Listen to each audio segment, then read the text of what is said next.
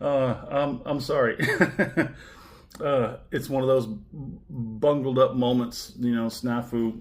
Um, Hello, welcome to Mr. Randy's Wine and Spirits. I am Mr. Randy, and yeah, it's one of those things. I got set up for this video.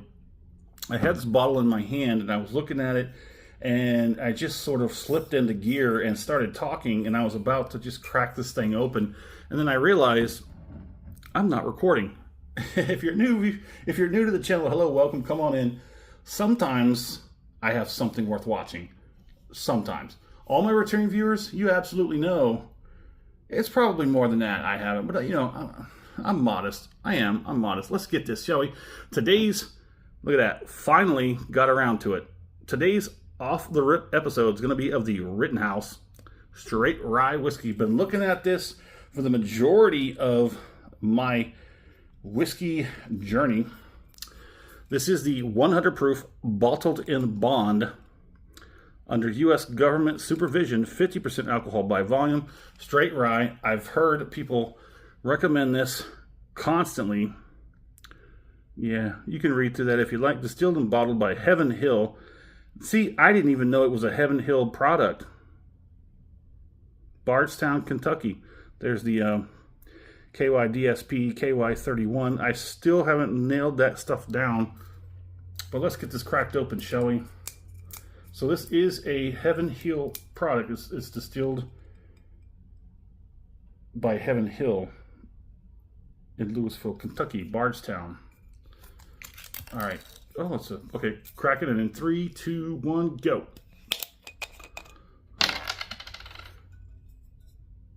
Okay. Let's jam. So this has been suggested as an entry point into some decent rye. It is a straight rye, 100 proof, bottle and bond.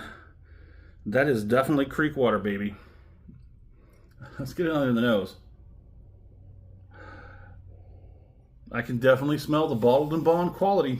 So Mr. Randy does a 3-part series. What he does is whiskey, wines, libations, reviews. Part 1, off the rip. Get it home, crack it open. Share my first pour with you because that's what we do.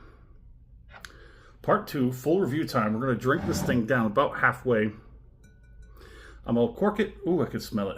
Put it back on the shelf. We're going to wait a week and a half, 2 weeks. Time and destiny can always overrule me. But we'll try and stick to the scheduling. Okay, so if you go too deep in it, you're overwhelmed and nothing. But hold it under your nose, like just maybe about 3 to 6 inches under your nose, and just sort of twirl it a little bit. Twirl it a little bit. Because the more that it gets on the sides of the glass, and that thin little layer on the side of the glass will start to evaporate, and that the notes and characters or the aromas will funnel up through the glass and then right under your nose. Oh, that's nice. Where was I? Oh yeah, halfway down, we're going to go online, try and find out as much as we can about it. We'll come back, we'll talk about it, we'll score it, and we'll continue to drink it because part 3, final pour, thusly named. We'll have that final pour, compare it to today's first pour, off the rip, and then everything in between. What side do you want it on? This one or this one? This one? Rittenhouse. And we're not talking about Kyle Rittenhouse. Ooh, there's some cinnamon. Finally getting some cinnamon. First I was getting some very good quality rye. And then there's a little bit of a cinnamon twist in it there because I was spinning it and swirling it. And then it started to evaporate. And then I went, cinnamon. There was a nice little burst of cinnamon. Ooh. Okay, so going deep and inhaling relatively quickly. Of course, you're going to soak up all that ethanol. But don't go all the way in the glass. And very lightly open your mouth and your nose. Yeah, nice amount of rye. Not overpowering, but then you get a little bit of that cinnamon, like good cinnamon. Ooh. Let's go ahead and get this on the palate. and get this acclimated. Let's go.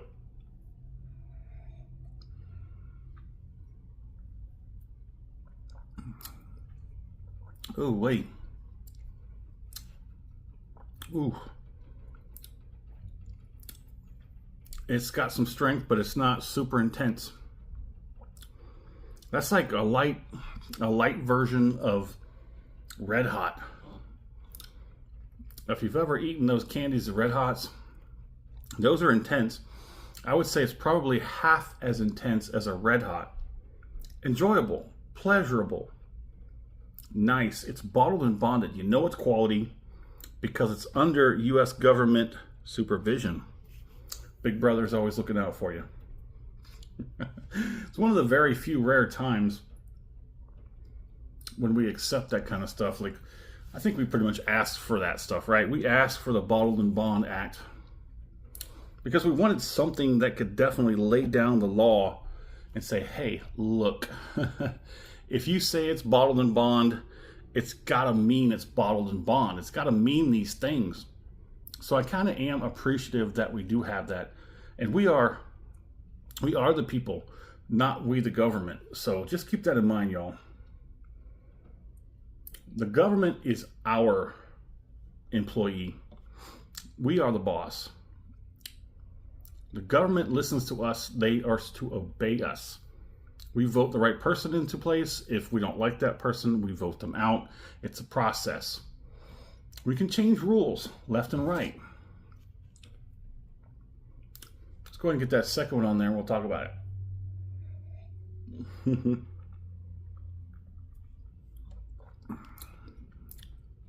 Oh, that's nice. Oh, Rittenhouse, why have I just put you off for so long? Rittenhouse straight rye whiskey, bottled and bond, is considered the #1 go-to by most bartenders and mixologists abound when they're making cocktails, especially the old-fashioned. I have not gotten into mixing just yet, but I'll get there soon enough. I've been trying some new things that are already pre-made. I don't like to have these Manhattans or other kind of cocktails that are pre-made because obviously you don't know what whiskey or what spirit they're using in the cocktail mix. How much it is, they just give it to you as it is. And you're just supposed to trust everything is what it should be. Trust in yourself. Mix your own cocktails. Buy your own stuff. Mix your own cocktails. I'm going to start that sooner here, hopefully sooner rather than later. And I would definitely suggest using Rittenhouse here as a rye base for your whiskey cocktails. Oh, that's nice. Let's go ahead. Did I give you a look at the glass? I did not. Did I? I don't think so. Go ahead and bottled and bond.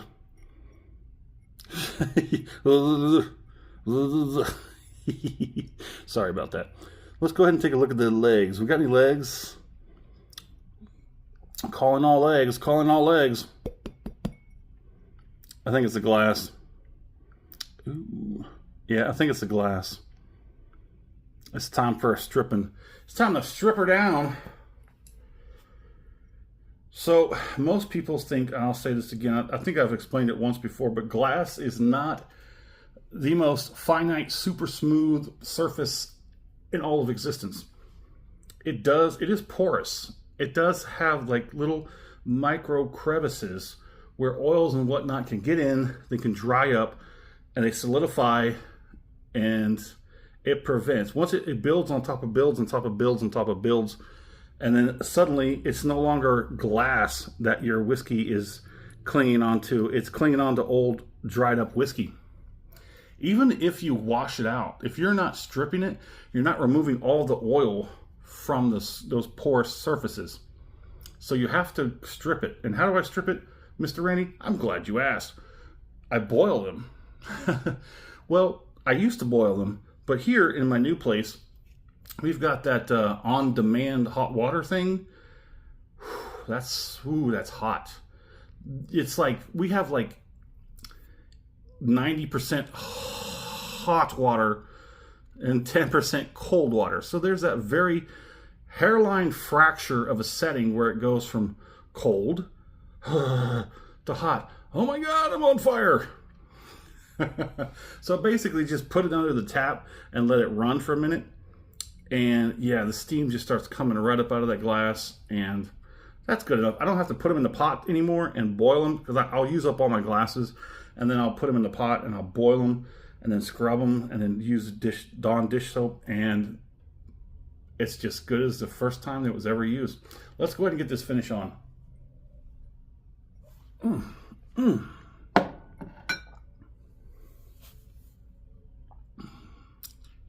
Okay.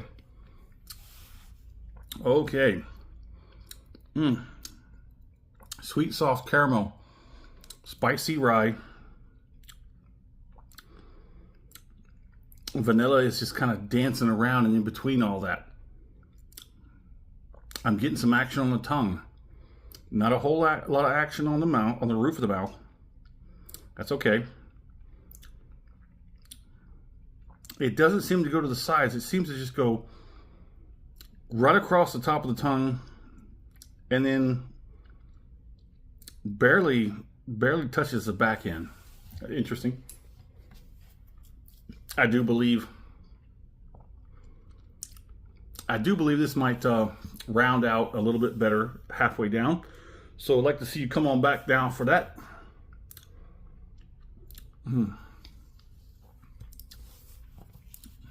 Yeah, there's I could definitely see how this would be great for mixing. It's got a pretty good intensity. It's got a pretty good strength, but the intensity is pretty leveled. Okay, that's pretty good. Even for a sipper, that's pretty good. I mean, it throttles that line of being just a little too much for a sipper, and that way it transfers over to where you use it as a mixer, and it works perfectly. I can understand why most mixologists and bartenders would choose this, and it's not that expensive, not anymore. I remember the reason now why I put Rittenhouse off for so long, because of the price. Now, also keep in mind, the caveat is that where I was previously did not have as many bigger options. I mean, we had a few independently owned and operated shops, little hole in the wall, little closet shops, but they didn't have a whole lot, and anything they had was at least $10 to $15 over price than you get at most box stores, and at least $10 off any of the smaller little, I was going to say syndicated, but it's not syndicated. There's that neurological thing I have where I think about the word, by the time I get to say it, it's a ghost. Chain stores. It's, yeah, the small little chain stores that are owned by an individual that might have like 3 to 5 shops across town. Okay, I almost got lost there, but yeah, I paid probably about $10 to $15 less than I would have paid outside of San Antonio. Now it's definitely under 40. Some places you can find it roughly about 30, which I think is what I got. But come back for the full review for all the great information about Rittenhouse Straight Rye. Anywho, there it is. In the comment section, let me know, where are you at? What are you drinking? What's going on in the world of libations around you? And have you tried the Rittenhouse? If you haven't tried it, but you've been thinking about it for a while, pull that trigger, because it's a good one.